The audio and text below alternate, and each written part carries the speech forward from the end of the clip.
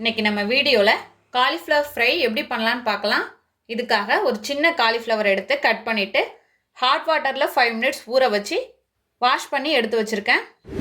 1 teaspoon கடுகு, 1 teaspoon சீரகம், 1/2 teaspoon மஞ்சள் தூள், 1 டேபிள் ஸ்பூன் மல்லித்தூள், 1.5 டீஸ்பூன் மிளகாய்த்தூள், 3 டேபிள் ஸ்பூன் அளவுக்கு தேங்காய் துருவுனது, ஒரு பெரிய வெங்காயம் பொடியாக கட் பண்ணது, 5 பூண்டு பல், கொஞ்சமாக கருவேப்பிலை, உப்பு தேவையான அளவு, எண்ணெய் தேவையான அளவு.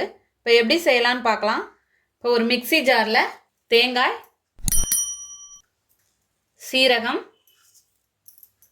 பூண்டு இது எல்லாமே சேர்த்துட்டு கொரப்பாக அரைச்சி எடுத்துகிட்டு வந்துடலாம். இது போல் தண்ணி எதுவும் சேர்க்காம கொரப்பாக அரைச்சி எடுத்துகிட்டு வந்தாச்சு. இப்போ ஒரு கடாய் எடுத்துருக்கேன், ஹீட் ஆயிடுச்சு. இதில் 2 டேபிள் ஸ்பூன் அளவுக்கு எண்ணெய் சேர்த்துக்கிறேன். இப்போ எண்ணெய் சூடானதும் கடுகு வெடிச்சதும் வெங்காயம், இதோட கருவேப்பிலை, வெங்காயம் நல்லா வதங்கி வரணும். அப்பதான் வறுவலுக்கு நல்லா இருக்கும். இதுலேயே வறுவலுக்கு தேவையான அளவு உப்பு சேர்த்துக்கிறேன்.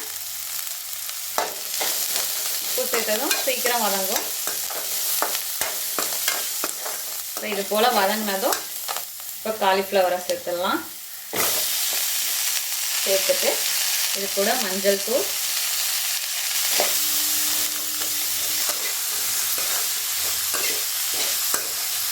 ஒரு 2 நிமிஷம் அந்த மஞ்சள் தூள் வாசனை போகணும், அந்த அளவுக்கு வதக்கிக்கலாம்.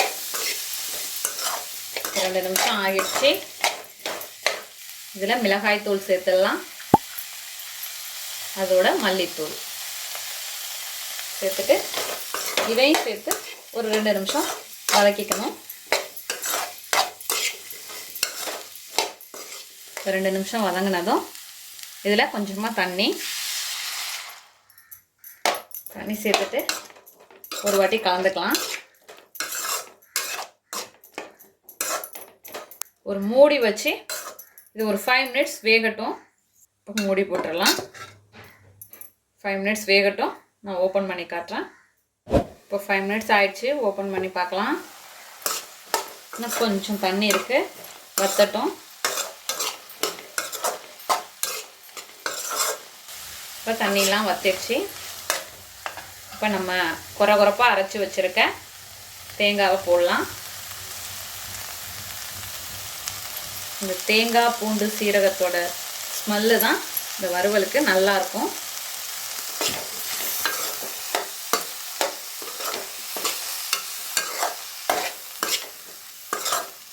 இதே மீடியம் ஃப்ளேம்லேயே வச்சு நல்லா வதங்கட்டும். கடைசியாக கொஞ்சமாக ஒரு 2 ஸ்பூன் அளவுக்கு எண்ணெய் சேர்த்து நல்லா கிறிஸ்பியாக வறுத்துக்கலாம்.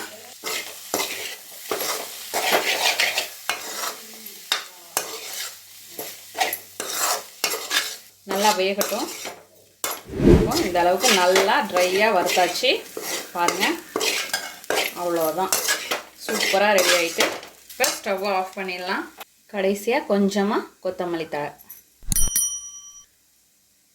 நம்மளோட அருமையான அற்புதமான காலிஃப்ளவர் ஃப்ரை தயாராகிடுச்சு. இதே போல் நீங்களும் உங்கள் வீட்டில் செஞ்சு பார்த்துட்டு எப்படி வந்துச்சுன்னு கமெண்ட்டில் சொல்லுங்கள். தேங்க்யூ.